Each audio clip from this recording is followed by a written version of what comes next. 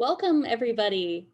Welcome to our Pathways for Science PhDs session. It is a wonderful day to be with you here today in our virtual meeting room with Twilight McGill behind me. Now I will hand it over to the TRaCE McGill Project Director, Dr. Paul Yaknin. Paul is going to say a few words to start us off. He's been with the project for years now, going all the way back to 2016, the first iteration of TRaCE. Now he's been with us for many years. He's been advocating tirelessly for better recognition of the career pathways that are open to PhDs, both in the academy and beyond. Thank you so much, Chantal. It is such a pleasure to be here with everybody.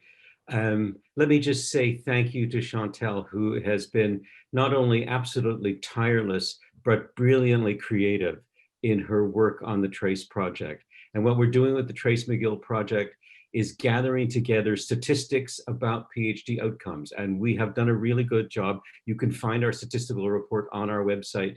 We also do something that no one else does. We tell the stories of very, very many of the McGill PhD graduates, because the statistics are really valuable, but it's only by reading the story that you can get some sense of the pathway that the PhD grad took from the university to where they are now. And the last thing we're doing, among other things, is building a mentoring community, drawing on this extraordinary resource of talented people who are out there in the world with their PhDs doing really valuable work. And what we're doing is we're drawing them back to enter into conversation with students who are in program, so that the students in program get a wonderful broad idea of the various careers that are available to them coming out of this university with the PhD. So thank you to the guests, the PhD grads who are come back to talk to us. Let me introduce your brilliant hosts, and then they will get things started. Claire Edrington is a PhD candidate in biology, studying self-assembly processes inside cells. And I just want to mention, Claire, it's like reading a foreign language because I am a Shakespeare scholar. Haiyang Huang is a PhD student in the chemistry department. She is working on total synthesis related to melanin molecule. Aya Sakaya is a PhD student in the chemistry department. She studies optoelectronic, I like saying that word, optoelectronic materials in lipid membranes through fluorescence microscopy. Okay. You can do this. Lu, sorry. You can do this. Yingxin Lu is a third-year PhD student who does his research in a material lab, and he also works on optoelectronic materials for organic semiconductors. And the last of these brilliant young people who are hosting us today is Hongyoung Sang. He's a doctoral student in the Department of Geography here at McGill. His research interest is geographic information science. Welcome to the hosts, and I'm passing it over to them now. Thank you so much, Paul, for braving all those science terms.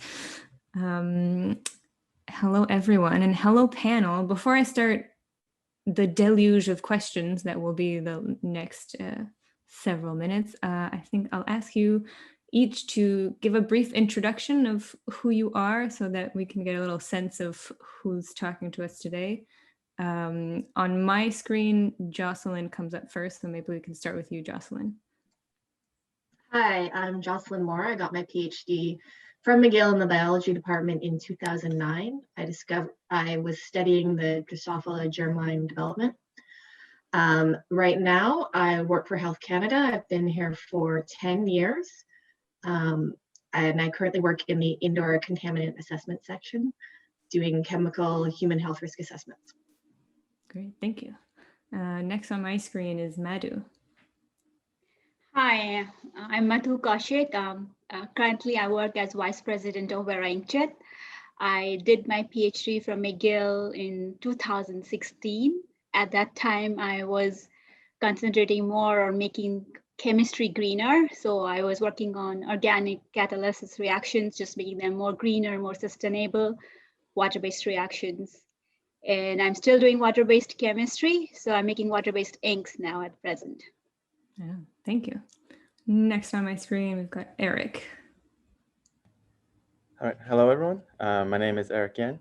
I'm a software developer / solutions engineer at a company in Montreal. And my background is actually, I got a PhD in molecular biology in 2016, studying cell cycle control. So it's a very different pathway, but it's still very useful to have a PhD these days. Right on, thank you. And last but not least, Tim. Yep. Hi, everyone. So I'm Tim Haltigan, and I got my PhD from McGill in geography in 2010. So my research was comparing landscape evolution in the Canadian high Arctic with similar landscapes on Mars. And so since then, I started with the Canadian Space Agency, where I'm currently at, and I'm the senior mission scientist in planetary exploration. So basically, anything that Canada does in the solar system that's not looking directly at the Earth or the sun, I'll have something to do with. Thanks. Right on, thank you all. And Paul, if it's any consolation, anything that's outside my own field sounds just as foreign as what you described our own descriptions are. So I'll ask a question to all the panelists. Feel free to answer if you want to go first, run for that unmute button. My question is to you all, since you're all working currently outside of academia, at what point did you realize or decide that you were not going to continue in academia after your PhD? I knew going into it that I did not want to go be in academics. I've always had a plan to do something else. Just figuring out what that something else was a big hurdle. Yeah, I agree too. I went into PhD knowing that I won't do academia. After my master's, I did 5 years of drug discovery research for a private company. And that's when I decided that I have to do a PhD just to get more knowledge and be able to do research. But I still wanted to come back to the industry. Although I came back to a totally different industry and my profile is way more different than what I planned for. But yes, I did not enter PhD for doing academia. I didn't know. I wanted to leave all the options open, and to be honest, I went to government first just to get a different perspective. Because I think what we've just heard, you learn certain things in academia, certain things from government, and certain things from industry, and it's this interplay between the three that I thought was really important to at least get some exposure into. So I sort of gave myself a test. I wanted to get into government for, I said a maximum of 5 years to make a call within that first 5 years if I was going to stay or try to come back to school or to move on to industry. And it just so happened that opportunities kept opening where I was. So I ended up staying. But for me, it was more just getting some different perspective, I think was important before I could even make that decision. Mm-hmm. I think I'm with Tim. I didn't know going in what my end goal was. I just knew I wanted to keep studying and keep doing what I was doing. And at some point, it just wasn't fitting. Like you could see the future leaders, you could see the future professors in my fellow students, and I just wasn't one of them. And I started drifting more and more towards other types of activities. Like I started writing more reviews, doing more reviewing submissions. Like my professor let me do that. I helped organize conferences, and I started finding that stuff more interesting. Mm-hmm. So it was a gradual process, but by the last couple of years, it was clear that it wasn't going to be the way I was going to go. Yeah, right on. Unless any of you have something to add on that leads into the next question I wanted to ask quite nicely, which is, can you identify one or two activities or opportunities that you took advantage of during your PhD that weren't part of the official program? Like Jocelyn mentioned, writing reviews and stuff like this. Is there anything that you jumped on during your PhD that wasn't necessarily part of what the department was offering? So NSERC has this program, I don't remember what it's called. I think it might be called CREATE. Mm-hmm. It's a $25,000 bursary to partner up with industry. And that was something that no one in my group of students actually knew about. And when I discovered that, because the lab I worked in, it was a lot more cross discipline. So we had physicists, chemists, biochemists, biologists in our lab. So it was really natural for our lab to know about it. But for me, going into it, like having a research opportunity to work with industry in like actually get an industry experience, that was something that's like no one in my department really got. So I found that really interesting and really beneficial for me. Awesome.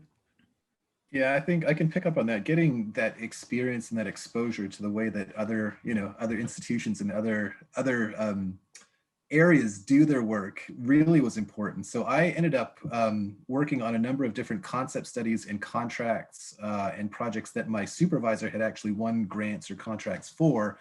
But it was everything from, trying to design a radar for the moon to understanding a geophysical network on different planets. And so for me, the thesis was very much one of the things I was doing while I was in grad school, as opposed to the thing I was doing. And I think, to be honest, I remember at the time I was always so nervous and frustrated because, I thought it was taking me away from what I was supposed to be doing in my core responsibilities. But what I realized afterwards is that it was exactly that experience that best prepared me, I think, for professional life afterwards. I mean, first of all, the ability to multitask. Grad school is the only time you're ever going to have that you can focus on one project. So I like anyone watching this now, take advantage of it. If you like your thesis, if you like your research, dive in and have fun. But learning how to do multiple projects at once was really important. And honestly, going out and networking. I mean, I worked with people in industry and from other universities that I still collaborate with today. And this, I met them as grad students. And so just, expanding that professional network and getting different types of experience while you can do it is hugely beneficial. Mm-hmm. Awesome. Yeah, I agree, because for me too, doing thesis is just one part of my PhD. And that's what I thought when doing PhD. Two programs I really liked was one, CREATE. I will mention CREATE once more.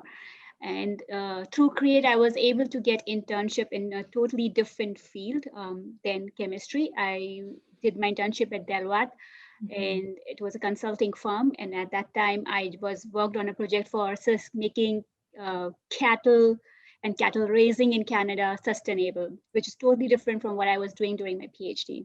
Mm-hmm. And the other program I really jumped on was the basic business skills.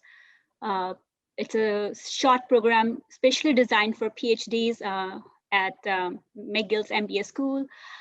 It's a very interesting program. And as I think one of the panelists already mentioned, networking, that's where I really ended up making a lot of network connections in people besides my own field and academia. So it's Montreal consulting. That's where I got my network connection from, basic business skills. And of course, I've got some basic business skills in the process too. Mm-hmm. Yeah, for sure. There was one other program I was involved in. It was called, at the time, Warm Spark, Writing About Research at McGill. It was a science writing program. I think it was sponsored by NSERC. I don't know if they still run something like that now, but that was an interesting take on a different way to use a science degree. It was actually mentored by a reporter, like a full-time reporter who had a master's degree in the sciences from McGill. Mm-hmm. No, I wonder if that's still going on. That sounds really cool. Sounds like you've all taken very good advantage of the kind of opportunities that are on the sidelines, or perceivably on the sidelines. Chantal, how am I on time?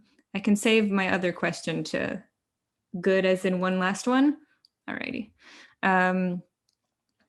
So I guess then, right. So during your PhDs, you've all kind of experimented both in the lab and with the different types of activities you were doing during your PhDs. Would you say your current job is very, very different from what you were doing in your PhD? And maybe how different it is, how similar, what kinds of skills have you carried over? I'll start. Sure. So yes and no. Yes, because I'm using a lot of things I learned in my PhD, which is not just the basic technical knowledge or the chemistry or how to synthesize a molecule. stuff like that. No, I'm not using that because the kind of chemistry project I run right now are totally different. These are inks, polymers, lots of fluid dynamics involved, actually a lot of physics. It's not even chemistry anymore. But I'm still learning because I learned in my PhD that you can start from scratch and become an expert of any subject, right? And other things which I learned during my PhD is to be able to be like humble and get feedback. So as scientists, I see that we are very humble. We can take feedback. We are okay with failures in life. And that actually helps us be okay when we are dealing with people and failures at work. The other things we learn, which we don't even mention, is like just good emotional skills, good how to handle when your supervisor is not in a good mood, when one of your lab mates have just not got a paper rejected, you support them, and all that carries into managing a team, doing your work, and getting productive. I see all the co-hosts laughing. It looks like everybody's in the middle of that right now. Right on. Thank you for that answer. Yeah, for me, it's completely different actually from what I did. I started off in a research position, so for several years it was very, very closely aligned to to my PhD program. But now I'm more running the planetary science program as opposed to being a researcher within it. And so the way I've always looked at it is that when you're a research scientist, you know this much stuff this well. Whereas now as a program scientist, I know this much stuff this well. So I have, 3 intelligent sentences on a lot of different subjects, and sometimes not more than that. But it really, it changes your perspective because, I think at least in graduate school, or at least when I was there, you're just trained to always drill down and deeper into the questions, into the methods, and into the results, and how the quality of the science itself. And moving to the program side, or at least what I've learned, is that that's only one portion of it. Doing excellent science is important, but how does it fit into the bigger picture? How does it fit into the people, the taxpayers who are paying for it? How does it fit into the Canadian economy? How does it fit into training of the next generation? How does it feed into inspiration of elementary school kids? And so for me, it's been eye-opening to see the impacts that science can have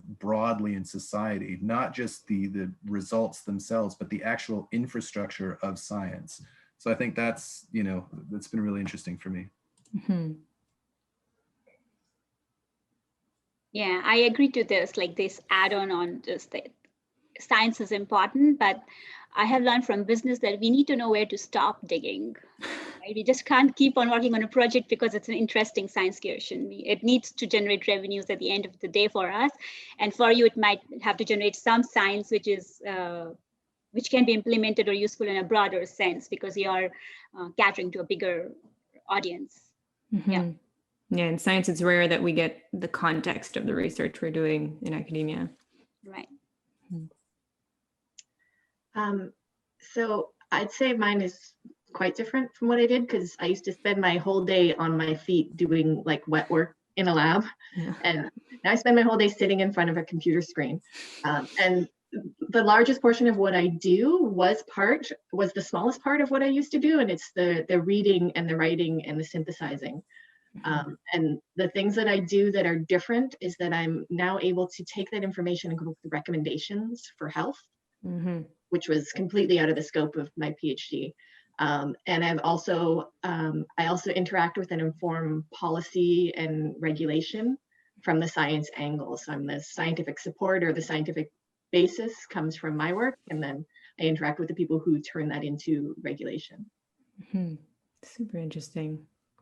And for me, it's actually, I'm kind of in a weird situation for me. It's actually, I feel like in terms of technical skills, I'm doing a lot of the same things, because in my PhD, I did a lot of computational biology, and so, and a lot of image analysis. So now in the company I work for, that's what I am still doing. I'm doing a lot of like technical work and a lot of image analysis. But what is really different is who I communicate to and how I communicate with them. Like before, I would answer to my PhD supervisor and to the science, but now, like my bosses are interested, but like really it's the what I do is our company, we develop software for image analysis. So what's important is the customer. So like if they're working on new science, like, and for our target audience, it's more like industrial imaging. And so talking to them, being like, hey, like they'll tell us, okay, this is what we need, and we need this very specific thing, and like no other software in the world can do it, but you guys seem to be able to do it. So we need to go, or I need to go in and talk to them, see what their requirements are, and actually have, like communicate with them their needs and requirements. And it's something that wasn't really done before, or it's not really done in academics. It's just like in my experience with my supervisor in my PhD, it was just like, here's a project, here's a question, here's some budget to do it, and try and solve it with a limited amount of budget. So good luck and see you in 5 years. Well, not exactly, but that's the gist of it. So communicating with people it's a very important skill to have. Thank you all for those really great answers. It seems like the impression I get is that as you left the PhD, you all kind of expanded your view of the impact that you can have as a scientist and the people that you touch with your science and your research. That's all the questions I have for now. So I'm going to turn it over to Hongyu from Geography for his round of questions. Thank you, Claire. Okay, so yeah, I guess we've already learned a lot from our panelists. And my first question is going to follow up with what Claire just asked about side project with quotation marks.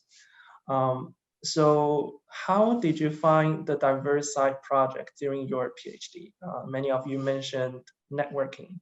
Do you have any tips that you can share with our attendees?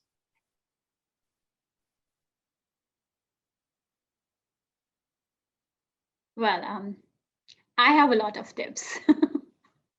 But to begin with, when you approach to network people, go for all the McGill hosts so many different cocktails, network nights, wines, conferences. Go for all of them. And when you are there, try to interact with people, but networking is not about interacting with 100 people in an evening. No, that's not network. Figure out what information you want to gather that evening, and 1 or 2 people will be best suited to answer those questions for you. And when you start making a conversation with a total stranger, I know when back then, I'm a bit more confident now, but back then I would be a nervous PhD student and I don't even know where to begin with, right? Which is okay. Maybe you can just approach that person, introduce yourself, and tell him or her that you are nervous, because then they will remember that they were once a PhD student too, right? And networking is not about, one rule for networking is not about getting them to help you. No, it's a two-way process. So you are on equal standing. It might be that it appears that you're looking for opportunities or a job, or no, you are just looking to get into a conversation with that person. So don't be nervous.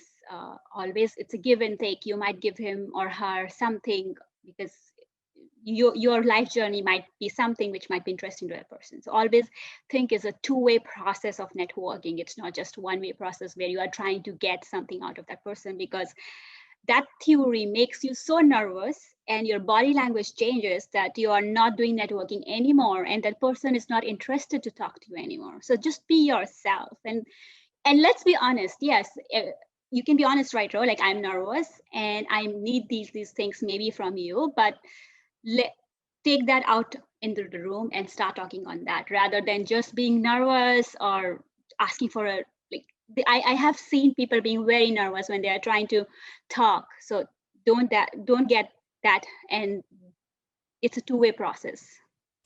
Maybe do some research on their profile, try to see how you can help them. No, it gets easier. It gets better. I can totally relate. I remember the first few times that, I saw the real person from my lit review. I was like, oh my God, there's some, science superstar. And I didn't know what to say. I had to leave the table at one point. I was just like, there's, literally my entire lit review sitting at dinner. And I think, what we just heard, it's an excellent point. you can say, like, I'm nervous, I'm a student. And looking at it from the other side now, if a student came up to me now, I'd be happy to sit and chat. And I think probably the most important thing I learned is that these people are just people. They're people, right? I mean, they've written papers and they've made great discoveries and they've got funding and all these wonderful things. But at the end of the day, they're scientists. They're people that like to do science, and you're a person that likes to do science. And so immediately you've got something in common.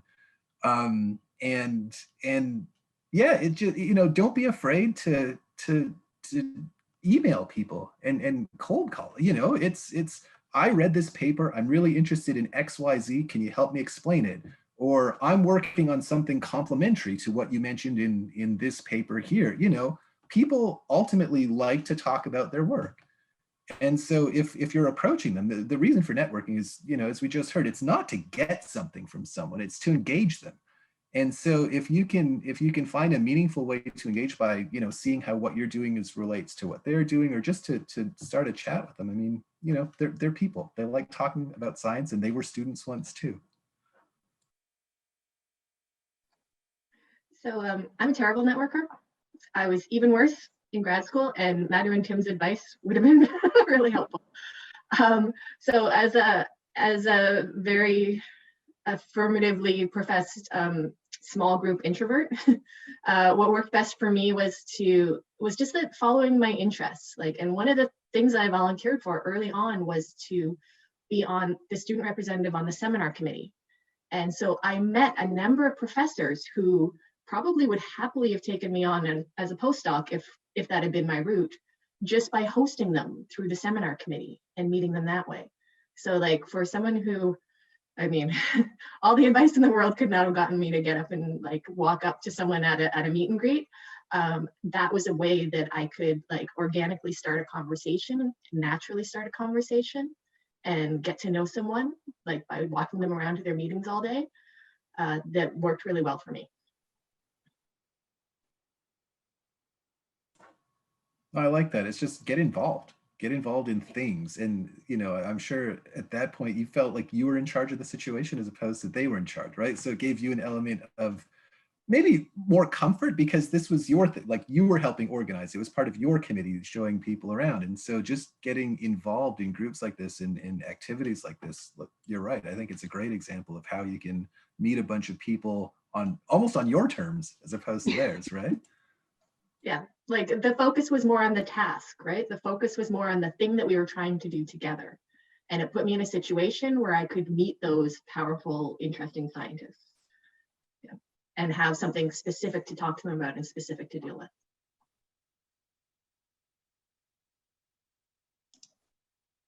Eric, do you have something to add? No, I actually got disconnected for a little bit, and I didn't get the actual question, but yeah, I don't have anything to add right now. It's okay. We were talking about tips for networking, and yeah, I guess we all learned a lot from our panelists from their past experience on networking. So my next question is continuing our conversation about working on different projects. So after finding those projects, maybe through networking or other methods and channels, how do we balance the time, research, and new skill learning if we want to pursue a non-academic career?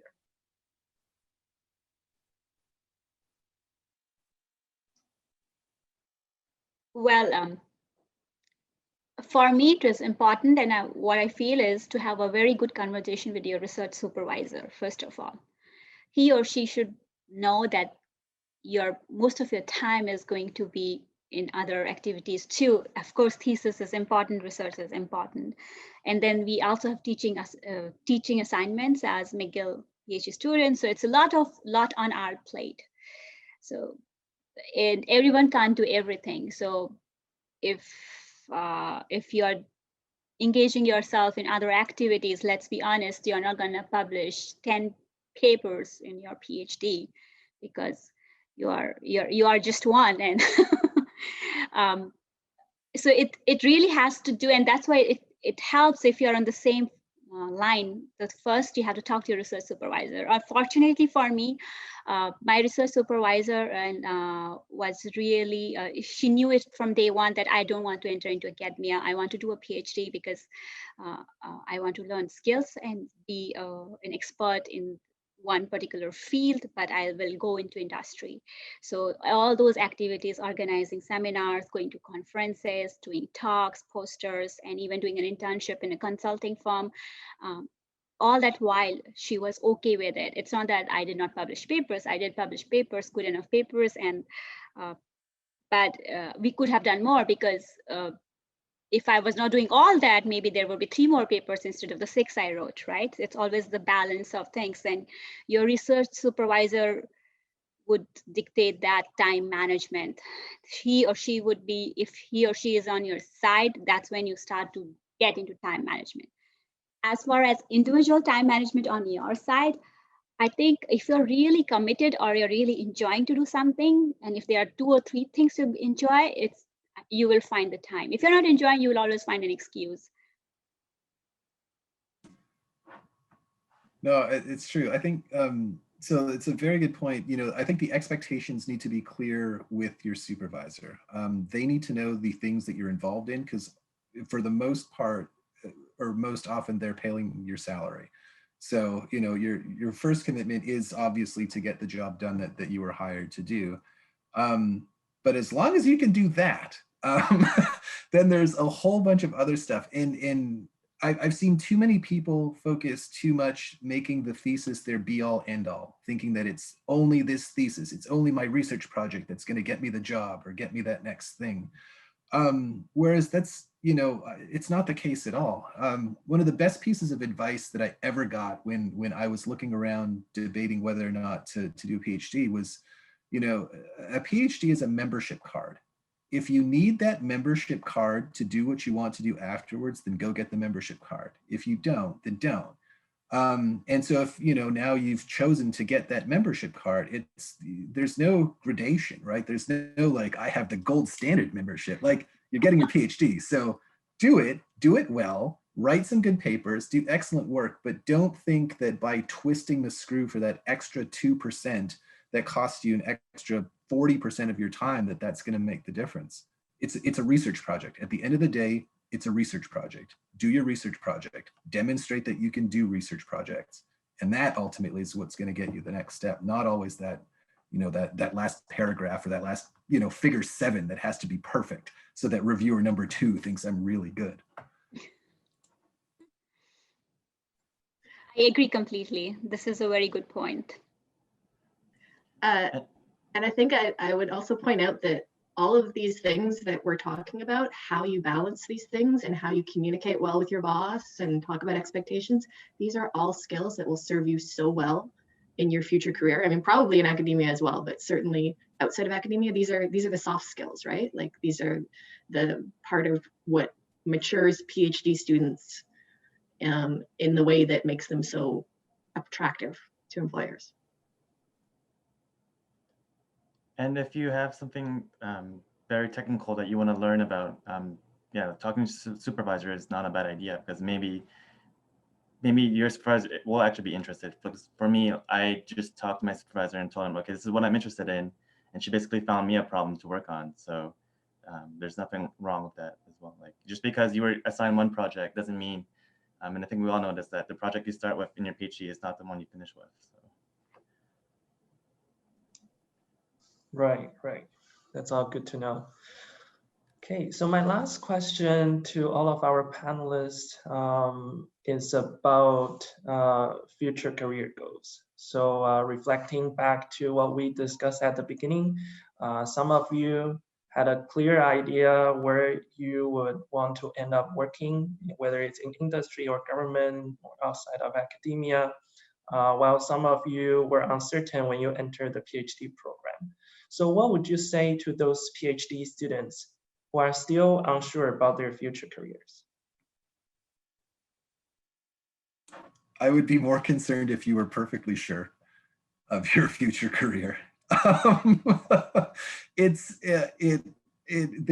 is no A leads to B leads to C. It doesn't exist. And don't worry, it's okay. Things work out when you work hard at whatever it is that you happen to be doing at the time, and you're nice to the people that you meet. And ultimately, it's people that will give you opportunities, and it's your experience and hard work that will allow you to take advantage of those opportunities. I started in biochemistry. I did malaria research at Toronto General, and realized that wasn't for me. So I switched into geography and started doing fluid dynamics of rivers in southeastern Quebec to help rehabilitate trout habitat. I don't know, it was fun, but it wasn't what I wanted to do for my whole life. And then I ended up comparing Arctic landscapes to Mars, and it happened that was the springboard to what I ended up doing. But the only way that I was able to have that next thing was by working hard at what I was doing at the time. And it's not always a linear path. In fact, I'd argue it's not a linear path, and it's less fun if it was a linear path. So, do what you're doing well, but don't worry if you don't know the end goal, because honestly, no one does. Well, my approach is a little bit different, and I agree partially to what the professor just said, but for me, having end goals is very important. Even though, to be honest, I have never ended up wherever I planned to be. So when I joined my PhD, I planned to go back to India, where I was working for in a drug discovery research. That's where I want to go back. But I never went back there, which is okay. But having plans lets you stay organized. And these are personalities, right? Each one to their own. But if you don't have a plan, it's not the end of the world. It's okay, because I want to tell people who don't have a plan is that I had a plan, I executed it, but I'm still not where I planned to be. I'm somewhere else, and I'm enjoying my life.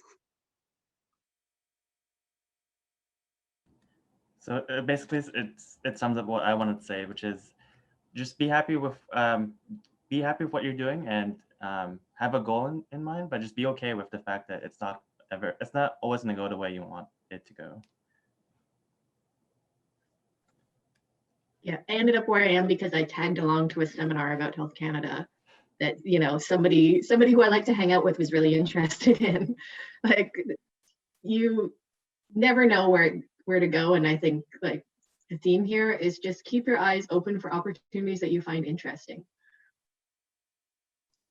And I wrote in my thesis, like the first quote is, luck is when preparation meets opportunity. And like I always thought of myself as being really lucky, but like my wife told me that, and I was like, you know what, that's actually true. I'm really well prepared. I work really hard for my PhD. It's not luck. It's really just being prepared and working hard at the stuff that comes your way. That's a really good summary. Thank you, Eric. Okay, so that's all of my questions for our panelists. I'm going to pass the hosting mic to Yingshen. Hi everyone.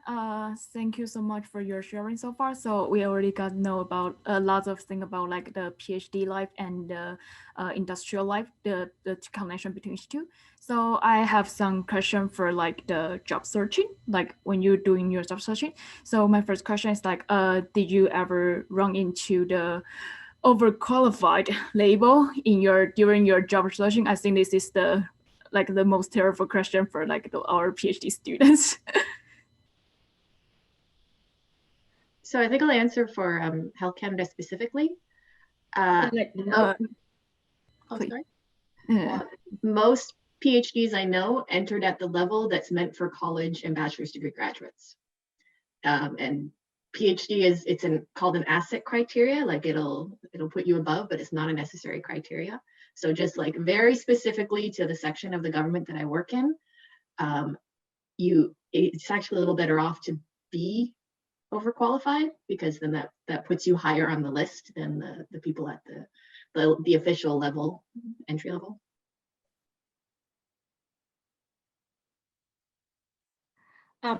Personally, I did not end up having this issue of overqualification, but I do address this from now because I end up posting positions for research associate for my company, and I would say that I received one research associate position. I said master's, that's it. And I received PhDs and postdocs applying, and I had like 400 CVs for that position. and out of which the masters were only about 100. So I was a little bit overwhelmed, and my boss, because he doesn't come from a science background, he's a core business, he says, oh, all these are overqualified. We were just looking for a master's. So that's where actually it helped. Like I understood for my PhD fellow maths. I said, yeah, they're overqualified, but they're applying. That means they need the opportunity to work somewhere, right? And yeah, overqualification, it depends from business to business and hiring personnel to hiring teams, how they're gonna manage it. In our situations, we ended up interviewing PhDs. Why not get PhDs when you are gonna get them? So we got them. But personally, I never got this line of overqualified. Yeah, while I was searching for the job, I just applied for positions where they were looking for a PhD. Yeah, same here. I mean, the first job I got afterwards was a research position that required a PhD. So in that case, you know, my membership card paid off, I guess. But yeah, it's a tough one. I don't know. I've not had experience with that. For me, it's never been a problem to be to have a PhD. It's never been like overqualified. Where I'm at, it's actually a really important skill, because since you have a PhD, then you know how to talk to scientists because you are a scientist. And so if you have to go out and interact with other people, then you have, like, you know what they're going to be concerned about, and you have that like connection with them. So for us, it's at our company, we're like 20 people, and I think only like 5 people don't have PhDs or masters, but those are the like sales reps and accountants. So everyone else on the technical side all have PhDs. So, well, then my advice to you would be that if someone says you are overqualified for that job, enter into a conversation.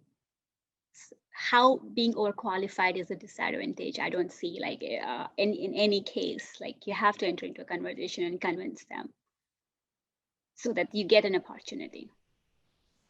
Thank you so much for your sharing. I think this make our like PhD students have lots of confidence to ourselves when you have like do the job searching.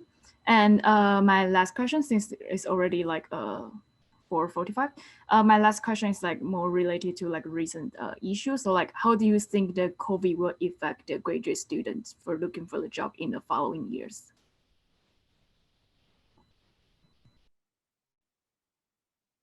Well, I don't think I am qualified to answer this on a general basis. Too much data.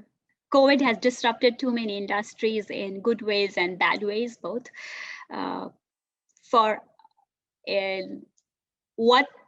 Instead of, only time will tell how it's going to impact. But I think one of our colleagues just said that you have to be prepared for every opportunity. So keep your eyes open, keep networking, keep in news, and try to make the best of whatever the COVID unfolds in the coming years. But don't take this for granted. Oh, industries are not hiring. Oh, the government is not hiring. No.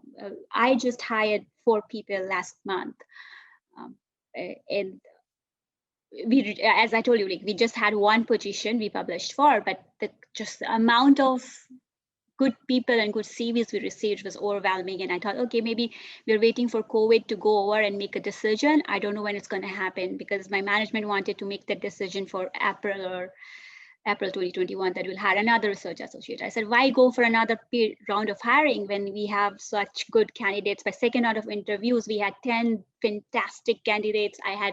I could actually hire all of them. So it was like a question of which one to hire, and one is just too. So we just made a decision. We could afford it. We were not doing it because we were afraid of COVID.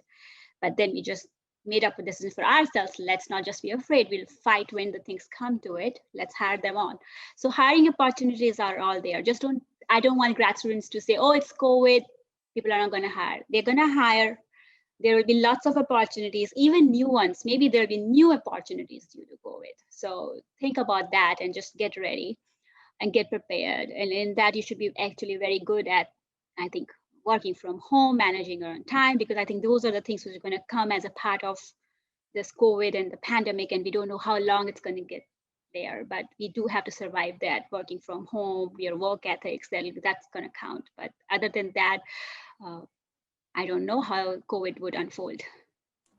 I think that's it. I think it's impossible to say how the job market is going to evolve, but I think the things that you can take out of it are what you've learned during the process. And so becoming more resilient and becoming adaptable, I think are two skills that we've all had to really drill down into over these last 9 months.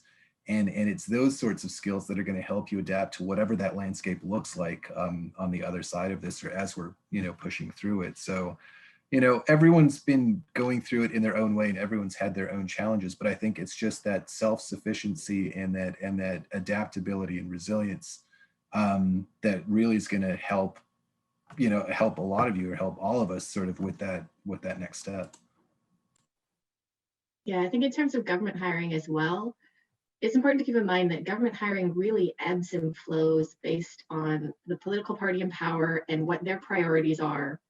And, like one political party may have made a lot of promises about industry, so that's where the hiring is that year. Or they may have, promised to cut the fat, which is something we all love to hear. And so it's really hard to predict what effect COVID's going to have on that. I'm sure it's going to open up all kinds of new needs and new hiring to deal with that, but then other places may also be cut.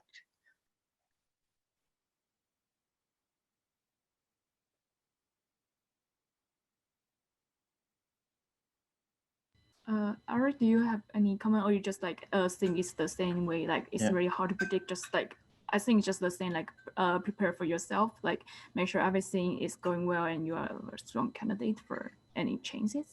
Exactly. Yeah, it's everyone said exactly what needed to be said.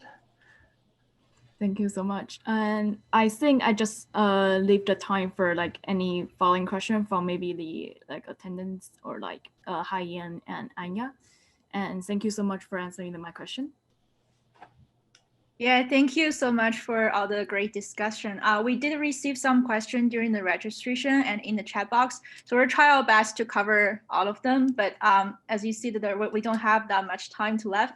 So maybe I will kick off by asking the first question, and after that, the audience feel free to unmute yourself or just write your question down the chat box. You can write it publicly or privately to me and Aya, and we'll try to read your question. So the first question we got is, does working in industry satisfy your curiosity of science that is provided by academia?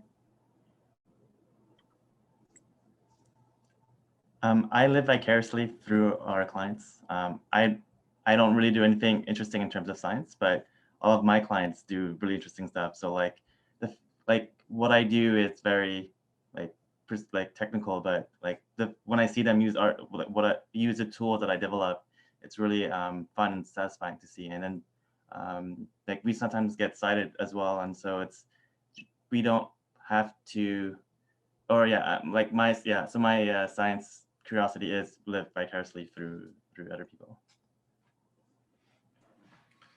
I think for me, it's allowed me to experience things and take part in things that I never would have otherwise had I stayed in my particular discipline. If I was still a permafrost geomorphologist looking only at frozen ground, I'm sure I'd have more papers and a long research program. But I just finished. I ran a program where we sent a 3D laser scanner to an asteroid. And the spacecraft just collected a sample 2 weeks ago and is on its way back home in 2023. And so we're going to get a piece of the early solar system back to Earth. And we ran that program with NASA. I'm currently on a panel that's defining the science program for what's going to happen to how's the world going to deal with samples that come back from Mars in 2031. So these are things that I never, ever would have got to be involved with had I stayed in my exact specific scientific discipline. So to me, getting out there and working on different things, I don't necessarily get to dive as deeply anymore, but I get exposed to so many fun things. And I think that's, that's part of getting out of academics is understanding that there's so much going on and they're so interrelated, and being able to participate in all of them can be a lot of fun. Yes. I agree with you. I might not be able to dig deep into one particular topic, but whatever science we do, the contentment rate is so much higher than working in academia. I see real life impact of my research. through market analysis, through clients, even from Facebook trending, like we have hashtag this ink not working right, or this ink is the best ink ever, you know. So it's more fun. So yeah, I don't do research now. What I do is read other people's research and analyze it and synthesize it for other people's understanding. But I think what's interesting about it is that I get to apply it to people's lives and how people live and their health. And so it's a very different take on science. I'm not the one coming up with the big discoveries. I'm not saying anything new or exciting. But I am taking, you know, the wealth of that research and turning it into something that helps people. So it's a different approach, and it's a different kind of satisfaction. Thank you all. Maybe Aya, you will take over, ask more questions.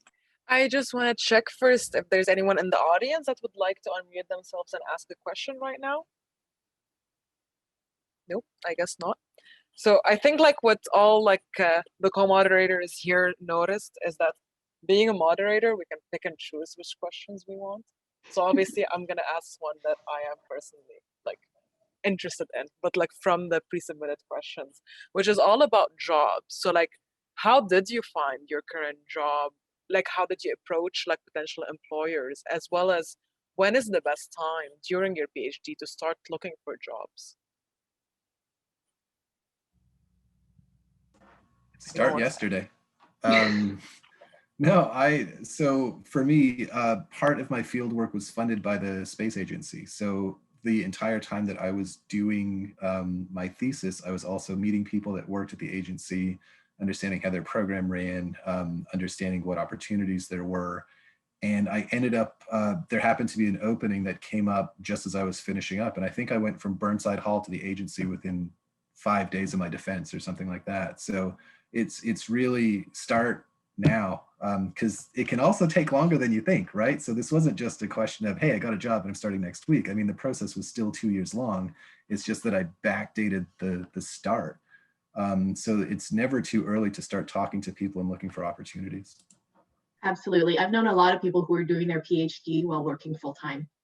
And a lot of people who say start the job process early and then they get hired and they're writing their thesis on the weekends. And I mean, it's a lot of hard work, but you know, you're young, you're energetic, you don't have all of the family responsibilities and stuff that eat up your time as you get older.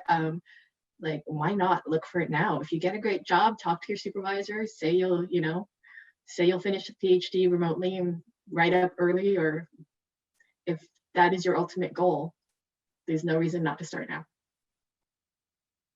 And just to add, like, I totally agree. You can never start early enough, right? But if you are not mentally prepared, or you have not planned which industry you want to be, at least start networking, start talking to people. That's more important, because in the process, you will be able to find some opportunities which would be interesting, and you might try maybe a few internships, maybe some volunteering stuff, maybe over the summer. Just be active, basically, be at the spotlight where the things are happening. Like, and if there are no things happening, create your own storm and enjoy it.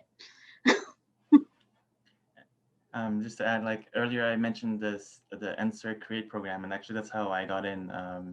I had done an internship with this company, and they really liked the technical skills that I had, and then apparently once that program was over, like they would constantly ping my supervisor, like, "Hey, is Eric done yet? Will he get hired? Like, when is he going to be done?" So internships really are a good door for job opportunities.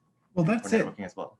You become a known commodity, and people are more willing to hire known commodities than to take a flyer on something. You know, you can look it on paper, and that's one thing. But if you've actually worked with someone or interned or volunteered for them, and that you've demonstrated that you're a face, you're a person, and you're good at what you do, that goes a long, long way. So as you know, a good worker with an imperfect CV will often have a better chance of getting the job than the unknown with a, quote unquote, perfect CV. So like you said, just getting out there and trying and meeting people, I think is hugely valuable. Yeah, and how I got my present job, I was not even searching for it. I was on mat leave. I didn't want to do this job. So the boss just came up to me and said, you have to have coffee with me. And and I said, how you found me? Because he approached me through LinkedIn. It's the other way around. So it's just that networking helps. Someone, a few people in his group of business people told that this is the girl who makes things happen.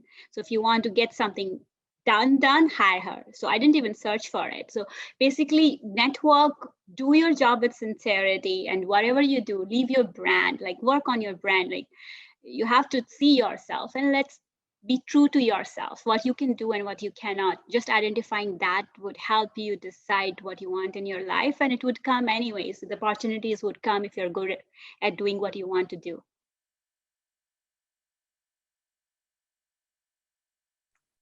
Thank you all for that. So we've talked about a lot about career. Maybe we switch our attention a little bit. There's a question from the audience. Have you thought of quitting the PhD program? And if so, what prevents you from doing so?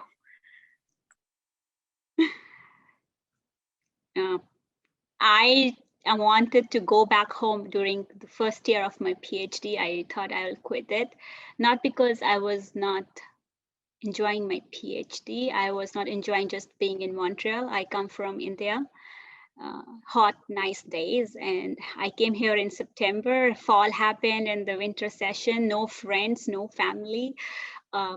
It was tough. So I was emotionally broken. And at that time I said, I'll just book my tickets home and that's it. I call quits. At that time, my mother stopped me. She says, like, you worked really hard to be at McGill, because it's not easy for an international student from India to get into McGill. And she said, if you're missing home, just come for vacations rather than just quitting the PhD. I couldn't make many friends in the lab I joined. And my research supervisor was a very awesome lady, but she was not very warm. There are people, their personalities, right? So one of the advices which I got from my other colleagues was to change the research group. I did change my research group, and it changed my life totally, because the research group was a very warm group. All of the new PhD colleagues they had this like a group feeling. They would interfere in my life, like, oh, is this Diwali at home today? Is this what you're celebrating in India today? Let's do that here. So there was a sense of community which I received in the other research group. And my new supervisor, from which I ended up graduating that lab, she was way more a warm personality. She would not only ask me how my research was going on, she was asking me how I am going on on a personal basis. Like, so those things really help. And I would say, take some time on deciding which research group you want to join. Just don't go for, oh, this supervisor publishes in Nature, I need to be there, because he or she might publish in Nature, but will you be able to survive? Some of us, yes, the answer is yes. And that's why, like, being honest to yourself is one of the best thing you can do possibly. So for me, I could not. Like, for me, Nature, everyone loves publishing in Nature, but the price of it is to be just all alone, not talking to anyone, family not here, being alone in the lab and working 24 hours a day. I can't do that. So yes, the decision to work in a research group is the biggest one. So for me, I'll answer the question with a question, as any good scientist, I guess, would do. But honestly, if you're to the point where you're considering leaving the program, I mean, I think for me, the first thing I would try to do is figure out what it is specifically that's making me want to leave. Is it the technical challenge that's overwhelming? Is it some personality conflict, whether, you know, with a lab mate or a supervisor? Is it financial challenges? I mean, there's a multitude of reasons that could bring a person to come to considering that. And so for me, it's not just a question of, is there a quick fix? I think you know, as Mehdi just said, asking the question of yourself, right? And that self-reflection is really important. So I think drilling down to understanding what is it that's getting you to consider this, and then addressing that directly, as opposed to thinking that there's some surrounding. And the point is that there's help for all of these things. There's people you can talk to. There's resources for everything. If it's mental health, if it's physical health, if it's financial health, there are outlets, and you're never stuck. You're never completely by yourself. And so if you can get a better sense of what the specific challenge is, I think you've got a much better chance of finding specific help for it. And if you really do want to quit, like I know everyone's been encouraging in trying to stay, but if you are going to quit, it's better that you do it sooner in your PhD career. Like in my lab, we actually had someone who like he actually came from industry and then decided to do a PhD, but like by going from industry to a research lab, like it's he came from a big lab or a big company that had a lot of resources, but then you go to a PhD lab and he didn't have like the financial resources to do all of the research he wanted to do. And so like it's if you are gonna quit, like do it within like maybe the first 2 years, but like if you are but yeah, like it's really rewarding. So like for me as well, like I did want to quit, and because I had a lot of technical skills and I kind of lost interest in my PhD. But then I just talked to my supervisor and was like, hey, I kind of want to do this other thing. Can I somehow get this going? Because ultimately at the end of the day, like I did want that membership card to have a PhD, to be like Dr. Yan. So I decided for that to stay, but I also managed to just talk to my supervisor, adjust my research program, my research projects, and that kept me going for a few more years, and then eventually I graduated. So yeah, I definitely wanted to quit. I was like, I only came from Vancouver, but I was miserable that first winter in Montreal too. And I didn't quit because I didn't know what else to do. Like it's not a very poetic reason, but I just kind of didn't know what my other options were. And so I just put one foot in front of the other. And I had a supervisor who was very kind of absent. He was the head of the department, so he was busy with other things. And the longer I stayed, the more relationships I developed, the more people I had to, other than my supervisor, to go to with guidance in my research or emotional support or so on. And like, I don't know what the lesson is in that. Like maybe I would have been better off if I quit, but I did end up getting like the PhD, and I did end up developing better relationships, and I developed, I suppose, more resilience and more self-sufficiency, which are a lot of the key things that come out of the experience.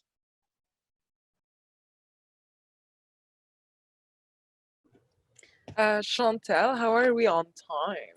I think we will end with a final question from me, and then I will keep the Zoom room open. Anybody who would like to hang around and talk more and connect, we'll be here for you. But my final question to our panelists, quickly, is there any advice that you would like to share with current students that we haven't asked you about?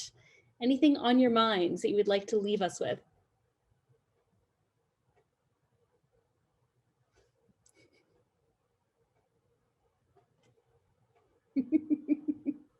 Possibly no. We've asked you all the questions. We did talk a lot. No, there's so much. I mean, it's not just one thing, right? I think for me it's okay to have fun. It's okay to do other things. It's okay to go for a run. It's to go for a walk, to plant a garden, to play volleyball, to whatever it is you like to do those things too. If you work 80 hours a week or 60 hours a week on your thesis, you're doing it wrong.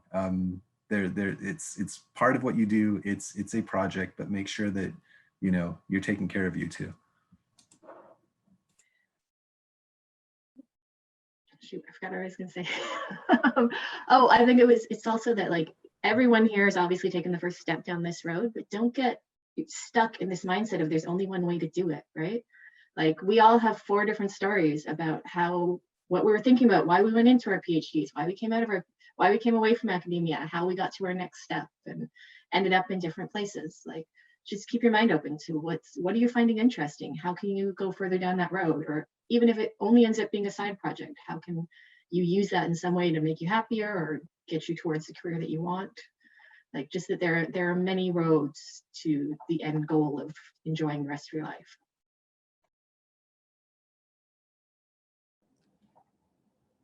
For me, it's someone told me early on when I joined the lab, what is it that you want to get out of your PhD?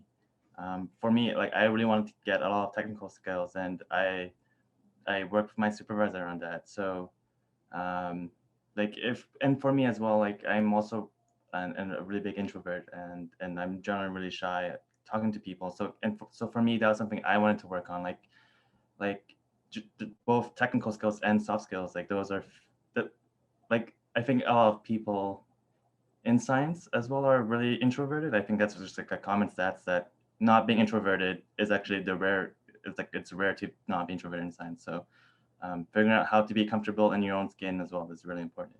I think we've touched on this topic before, but like they just know that like very likely the person you talk to was shy and nervous at some point, and they know how you're feeling. And if anything, I'm so shy and nervous. So like if you come up and talk to me, I'm still gonna be shy. Like maybe I've gotten better at hiding it, but I'm still gonna be shy no matter what. Maybe in 20 years I'll still be really shy and nervous. So don't be nervous. Just remember, or if you're gonna be nervous, just remember that the other person might be nervous too, because you just don't know.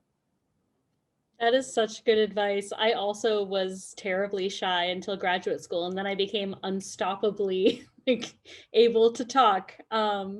And yeah, so I think we will leave it there unless Maddie, would you like to add any final advice? I see we had a guest on your side briefly. No, he just came back from daycare and is unhappy that I'm still working. Yes. I guess the first advice is don't have kids during your PhD. But yeah, I agree that there are just so many things that I can't really pinpoint what one advice I should give. But the most important for me is that it's about enjoying, right? Just because you're doing your PhD, it doesn't mean your enjoyment stops, or don't have targets like if I get a job, if I do my thesis, if I get my PhD, I'll be happy. You have to be happy when you're doing that one random experiment in the lab, doing the poster talk, doing the oral talk. And if you're not happy, then you need to have the talk with yourself that why I am not happy. Reach out, and it's no fear in being unhappy, right? It's a fear. We fear this most, and that kind of gets us unproductive. So to be productive and do a nice productive job, if that means it's a PhD, a thesis, a conference, a networking, you have to be just enjoying that. So and that's not just for PhD, that's a life advice.